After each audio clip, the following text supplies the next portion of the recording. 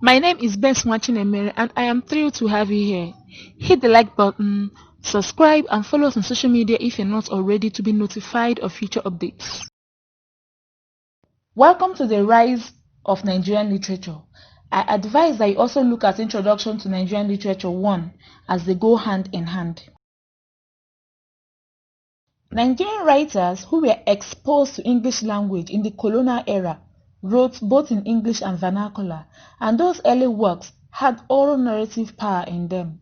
Nigerian orature is richly drawn from the people's way of living and belief system, which form the basis of the moral undertone of oral tales, which are evident in the early written literatures. Western education enabled the African people in the opportunity to put down their oral narratives into written words.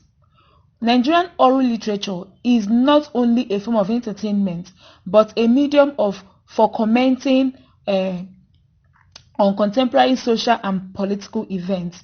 It can also be a significant agent for change, capable of storing the people's historical experiences. This is where myth and legend started. I extensively explained oral literature in the video entitled Introduction to Nigerian Literature 1. You will find the link to that course in the description box below. Orature is African heritage in storytelling, songs, and masquerades.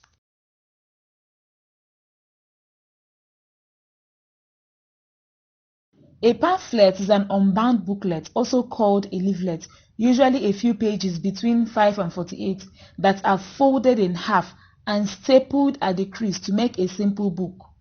Pamphlets can contain anything. Pamphlets became popular in Nigeria much earlier than regular literature because market traders in Onitsha and Kano used it a lot. A market literature is a consistent form of writing popularized by traders in a given market or by people living and working in a given commercial center. Market literatures are printed as pamphlets. These pamphlets were very cheap because the writers made it known that they were not in the business for the profit, but were happy and contented that people were reading their stories and that they were regarded as real writers. So the publishers had a free run to price the pamphlets how they choose. Also, because the cost of production was cheap, Onitsha market literature is a term for the popular pamphlets that were sold at the large market in Onitsha as at middle 20th century. According to Emmanuel Obiechina, the first pamphlets in the series were published in 1947. It could be said that the first publication in the Onitsha market literature were written by Cyprian Ekwensi, who later became a famous Nigerian novelist. Some of his titles were When Love Whispers and Ikolo, The Wrestler, and Other Igbo Tales, all published in 1947. Most of the authors in the Onitsha book chapbooks were amateurs. Another group of people who wrote the Onitsha market pamphlets were local printing press owners, booksellers, journalists, railway men, traders, and farmers. Some of the pamphlets were written by grammar school boys who wrote under pseudonyms so that their school authorities would not identify and punish them. During that period, one could easily go to a bookshop and select up to 200 titles. The popularity of the book chaps quickly spread from Onitsha to the rest of the eastern cities, and from there down to the west, northern, and even Lagos. The average Onitsha market pamphlet sold 3,000 to 4,000 copies per title. There were two titles which sold over 30,000 copies each. The Kano market writers wrote mainly in Hausa with just a handful in English. This is because the Hausa Fulani descents weren't particularly interested in learning the Western language.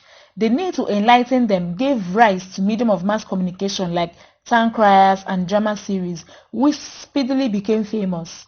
Kannywood evolved partly out of the booming Kano market literature.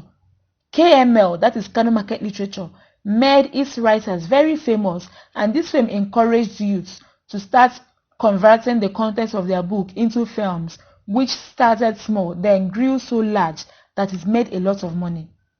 The Biafran War in July 1967 to January 1970 had adroitly halted the progress of the pamphlet business, At the end of the war, when people came back to Onitsha, the town was no longer what it used to be. The spirit of comradeship for which the inhabitants of Onitsha had known was lost. By 1975, the Onitsha market literature had ceased to exist. Between 1950 and 1970, a period of 20 years, some classic novels written by Nigerian authors were published. Some of these novels were The Palm Wine Drinkard by Amos Totola, People of the City by Cyprian Ekwensi, Things Fall Apart by Chinua Achebe, and One Man, One Wife by Timothy Aluko. Nigerian literature of the early 50s and 60s were more journalistic and nationalistic. Dr. Nnamdi Azikiwe was a journalist and a nationalist. He and many others like him wrote poetry and other forms of literature to express his Africanness as a way of killing the inferiority complex always expressed by the Africans. Unfortunately, their texts did not make it into schoolrooms as education curriculum spotted British texts and authors. In the 50s in Nigeria was when the thirst for freedom was at its peak. India was independent, so it was time for West Africa to be free. Nigerians were deceived into fighting World War II on a promise of freedom. When they found out that they were misled into fighting a war that did not concern them, they were enraged that they were fighting Hitler, a man who they never knew and who didn't offend them. But then, this also opened their eyes to see that they were stronger than the white men, and the white superiority was a lie. Thus, talk for freedom became more aggressive than before. Nationalism paved the way for the appreciation of Nigerian oral arts. Apart from the significant interest shown in indigenous oral literary and artistic traditions by independents, the nation had produced writers who were significant in many ways. The literary field witnessed expansion in the list of works written by educated Nigerians, whose sources of artistic influence were not only the classical European literature to which they were exposed in the course of their education, but also their indigenous oral and performance resources in Nigerian culture. These were writers whose mastery of poetic, theatrical, and narrative skills were acclaimed beyond the shores of Nigeria. These writers include Gabriel Okara, whose collection, The Fisherman's Invocation, was and is still regarded as a trailblazer in true poetic expression in Africa.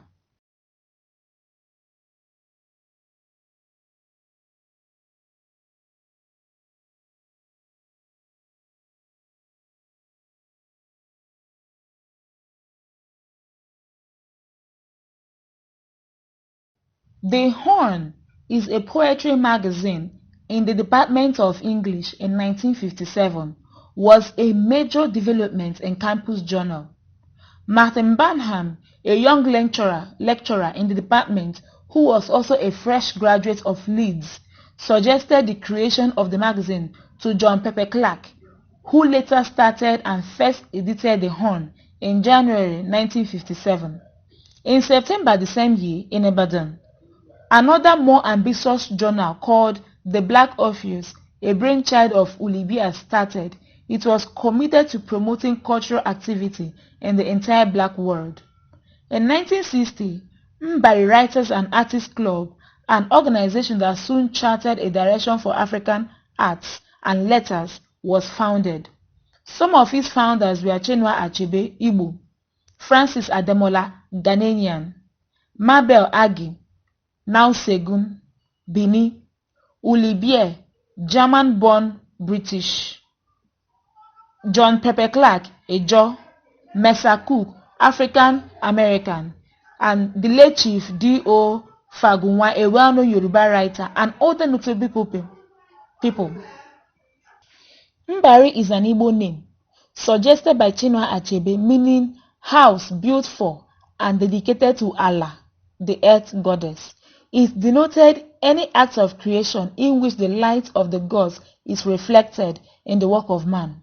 The name perhaps bestowed an African essence of the creative enterprise inaugurated at the Mbari Center located at the heart of Ibadan. Mbare Center provided a creative ambience for writers, and it was also used for art exhibitions, dramatic performances, and the training of promising writers. It became a major cultural institute so strong that by 1962 it partnered with Longman and took over Black Office. The Department of English at Nsukka, under the headship of Chinua Achebe, began the publication of Okike, which he called a Journal of New Writing. He was the founding editor for several years before leaving Nsukka. Okike became a mouthpiece for several literary scholars within and outside Nigeria. Some prominent African scholars like Wole Soyinka, Christopher Okibo, Ngugi wa Thiong'o, Taban Loliyong, Dennis Brutus, among many others, contributed to this journal. Many prominent scholars and writers in Nigeria began their literary productions from being published in Okike.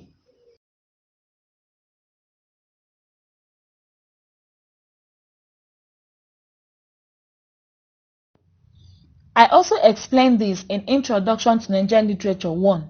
The link to that course is in the description box below.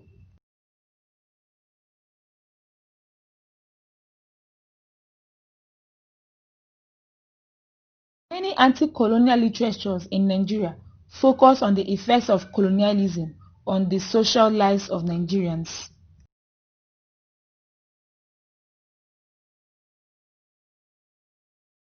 All of these were discussed in Introduction to Nigerian Literature 1. So you see, all the more reason to watch the video. Chinua Achebe and Festus Eyayi have often been described as anti-colonial writers because they have chronicled the experiences of Nigerians during and after the colonial days. Arrow of God centers on Ezolo, the chief priest of Olo, the god that protects the whole villages of Omoaro. Arrow of God is a wonderful book and I've read it repeatedly. Tell me in the comment section if you are ready to. We could discuss it. The novel is anti-colonial because it exposed the inconsiderate attitude of the colonialists who believe that the Africans have no mind of their own. Imagine the detention of Ezolo for refusing to accept an invitation from Winterbottom. He was treated with disrespect and unnecessarily detained, which led to the famine in the land. Africans were meant to believe that they were inferior to the whites. Festus Eyayi has been interested in exposing the after effects of colonialism on the social and economic well-being of Nigerians. Capitalism is an economic system in which the factors of production are concentrated in a few hands, resulting in the alienation of property from the direct producers, that's the workers. Capitalism was an imperialist tool of discord in Nigeria.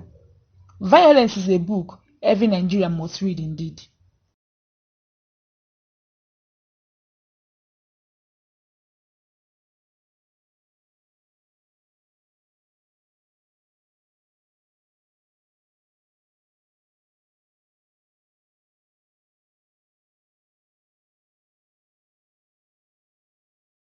In Nigeria, drama theatre is a reflection of life. Right from the pre-colonial, pre-literate days, it has been in existence and it is reflected in the people's festivals, rituals, mythology, and other forms of social engagement. Ovonramwen Ngobaisi by Olarotimi begins with Oba Ovonramwen's task of controlling a growing rebellion within his kingdom. In this book, we see a culture collapsing because of British invasion. The people's culture becomes a bet for the imperialists whose intention was to use commerce and religion as a tool for destroying Nigeria.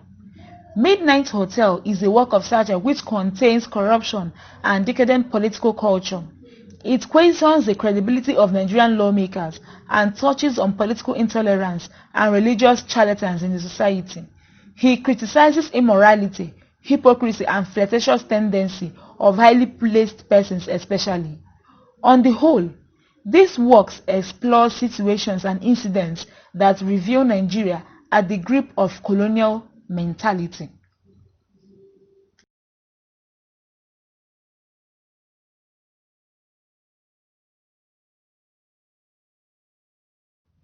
Religion and politics are two social factors that affect the social structure of any society. They are both tied to the proper management of the spiritual well-being of individuals in the community.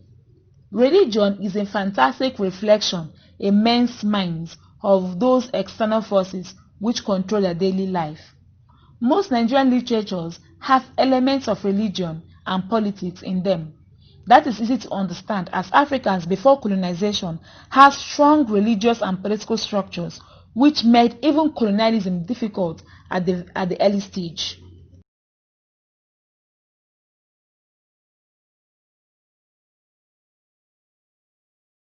Elechi Amadi is a Nigerian educator, novelist, and dramatist.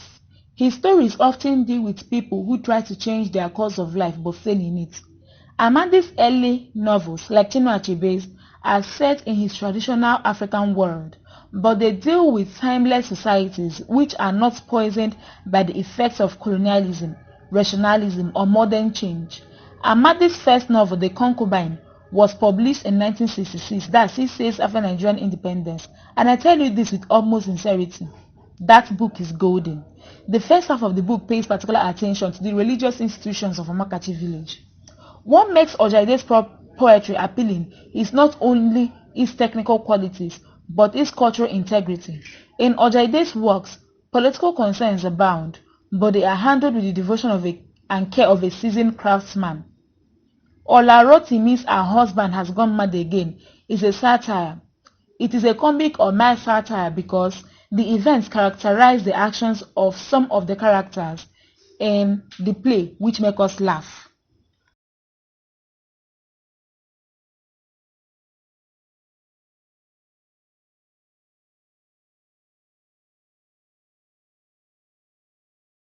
The role of the military in Nigeria has been more of a negative. A post-colonial view of Nigerian history is an entirely ugly record because of the ugly military imposition of power. In Ant Tales of the Savannah, Chinua Achebe writes about the problems facing new independent African states. Ant Tales of the Savannah is not about nation building in the post-colonial era, but about the destiny of particular peoples, a destiny conceived as having a life and purpose of its own. In Lament of the Drums, one of the segments in Okibo's Labyrinth, A Song of Exile, shows the state in which Nigeria has fallen. It shows the rape of democratic values by the military and their opportunistic civilian collaborators, the perversion of justice, the underdevelopment of the country through the wanton waste of her human and material resources, and the overall degeneration of the land. Again, in Olarotimi's Her Husband Has Gone Mad Again, we see the attack on the ex-military personnel in Nigeria attempting to go into civilian politics with the same military mentality. The drama is a satire, very critical of the ills in the Nigerian society. A war literature is a literature in which a primary action takes place in a field of armed combat or in a domestic setting, that's home front, where the characters are preoccupied with the preparations for or recovery from war. Communal wars are common in Nigeria. Some of these wars are caused by tribal differences, while others are caused by certain civil issues, like the killing of an Omofia woman in Achebe's Things Fall Apart, and the war over land disputes between Omaro and Okperu. Isdo Okpehu's The Last Duty is a war novel that explores the psychological makeup of characters in the war drama. Climax is reached when the three main characters lose their lives, tragically over a woman. The themes tumble in one by one, leaving a complex network of themes. The disruption in communal life, the mischievous manipulation of military authorities for the settlement of private scores, the sexual oppression of a destitute and a fallen woman, the abuse of children and the handicapped, the heroic assertion of personal integrity in the face of daunting odds, moral chastity pulverized by destitution, domestic crisis, psychological depression, sexual impotence, etc. The main issue is not the civil war demon that is currently devastating the land, as it is only a catalyst for the internal psychological crisis plaguing all the major characters. In the novel, we see that there is much emphasis on honor, honesty, integrity, and fellow feelings. The novel does not celebrate any heroic exploits in battle, but a heroic resolve to be just and compassionate under impossible circumstances. In the poem Casualties, Clark makes a case for his people, the Ejos, during the Nigerian Biafran War. He shows the scene and effects of the war and the horrible experiences that followed it. In Madmen and Specialties by Soyinka, reenacts the possible reasons for war, as war itself is caused by madmen who never bothers about its after effects.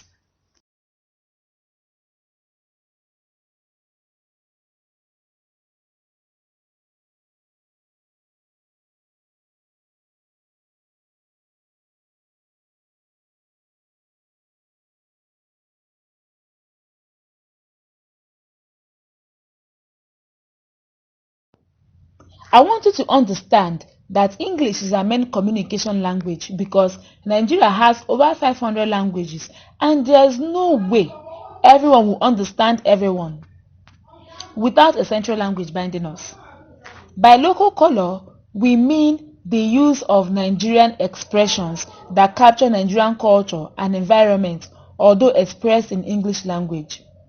In Gabriel Okara's The Voice, there is a high experimentation with language. He tries to capture a Jaw language in English. He believes in the utilization of African ideas, African philosophy, and African folklore and imagery to the fullest extent possible. Proverbs picture practically all the details of everyday life of ordinary people, and they can refer to practically any situation. Many tribes in Nigeria, like the Igbos, proverb is the major vehicle of expression in the art of conversation and is regarded very highly because it serves to arm, to inform, to educate, to instruct, and very often to embellish speech. In Achebe's words, proverbs are the palm oil with which words are eaten. Oheto's choice of proverbs in his collection of poems reflects the warning, moral as well as philosophical values in the Igbo societies. We could say that proverbs are used to intensify language in order to be effective. Igbos are known to appreciate wisdom, knowledge, and understanding in childhood use of proverbs. The voice of the ninth masquerade is a heroic celebration of nature's son, wind, of nature, that's sun, wind, water, and sea, and also a celebration of tradition, that's spirits and masquerades, though it goes beyond that.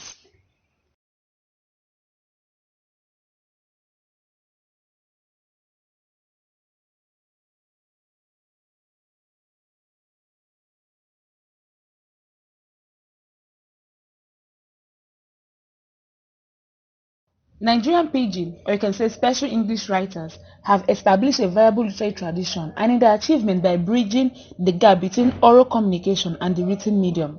Some critics argue that pidgin English is used for humor as well as for character portrayal and can also be employed to explore deeper meanings, to explain the reasons behind the character's actions, and to project or foreground certain themes.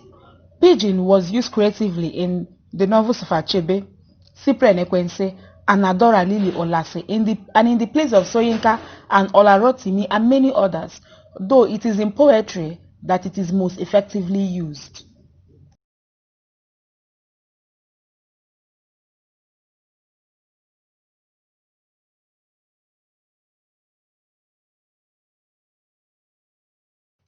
Flora Wampa is one of the first writers to give the women voice in African literature.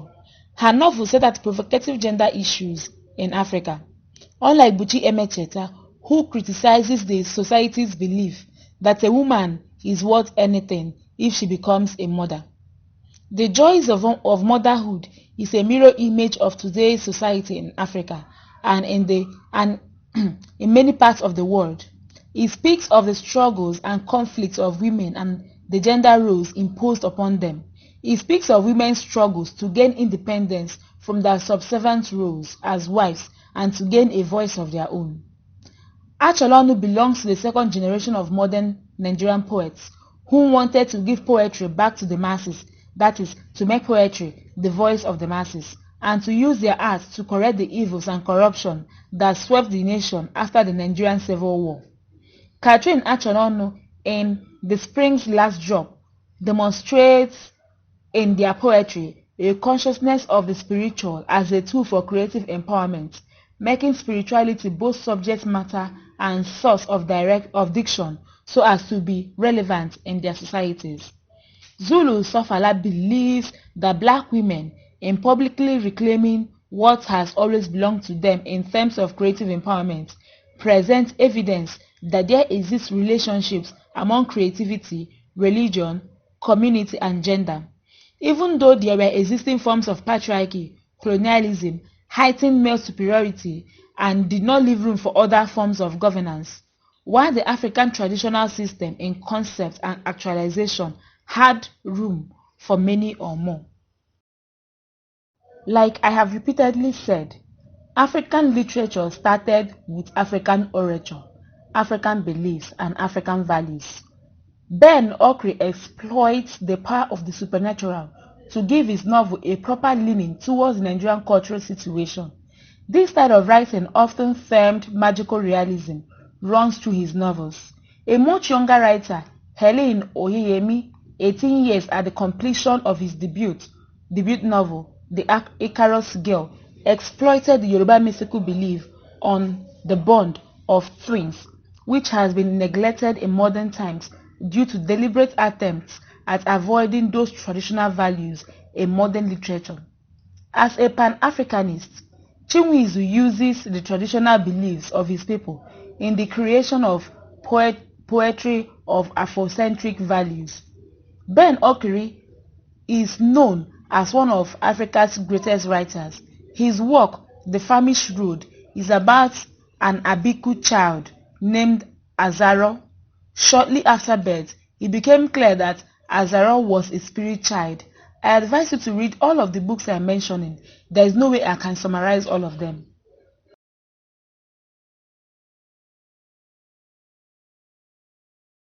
Hyginus Ekwazi is a director at the Nigerian Film Institute in Jos. He was a senior lecturer at the Department of Dramatic Arts, University of Ibadan, a well-known researcher in the field of dramatic arts, film studies, Nigerian home videos, and creative arts generally. He has been writing poetry for the past 2 decades. His only collection of poetry, Love Apart, was published in 2007 and won 2 awards, that's NAN NDDC Prize and Gerber Okara's Prize for Literature. Austin Njoku has been in Nigeria's literary sphere for more than 2 decades. So far, he has written 3 collections of poetry. In one of the poems entitled Lagos, he pictures the ugly scenes of death, hate, and destruction of Lagos in one of the most populated cities in the world, but the infrastructural development is not as fast as population increases by the minute. Even in the elite part of Lagos, the island, commercialization of the city center, which results in high traffic, bothers the poet in the poem Lagos Island. Ritual poetry is a type of oral poetry that is expressed through spoken medium, especially when performed. Emaba said, and I quote, "Ritual poetry is a special kind of poetry that originated from the Igala tradition. The dramatic personnel of most ritual dramas are meant to represent gods, deities, and spirits. Masks and masquerades are used to represent dead ancestors, as I explained in the course of video prequel to this. Younger poets in Nigeria are advised to be less hasty to publish."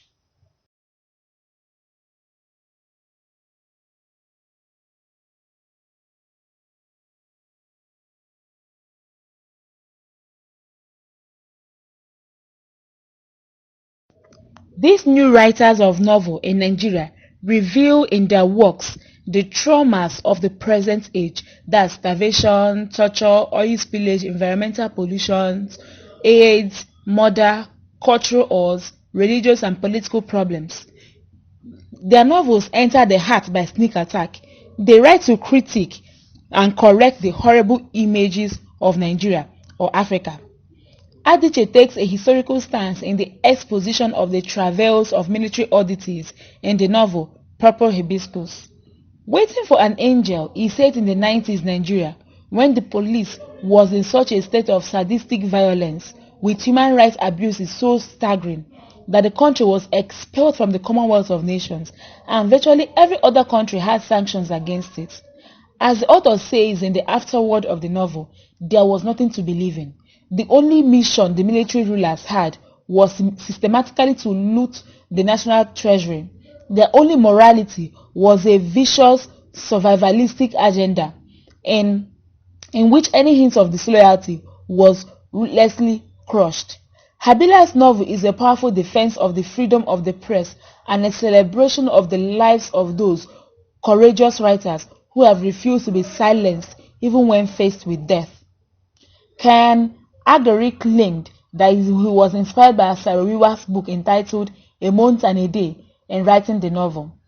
Yellow Yellow was the first novel of Ken Agari, who grew up in Port Harcourt, Rivers State.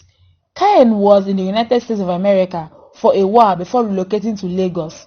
Yellow Yellow was all about a young biracial girl, Zilayefa, who was born of a Nigerian mother and a Greek sailor, who left her rustic existence and the protective grip of her mother in the village in search of a better life in the city of Port Harcourt. There have been different reactions over the quality of artwork compared in Yellow Yellow by its author, which made it to gain such befitting recognition at the final trial. Yellow Yellow takes us on an amazing journey through the Delta region of Nigeria. We have come to the end of this lesson. I wish you exam success.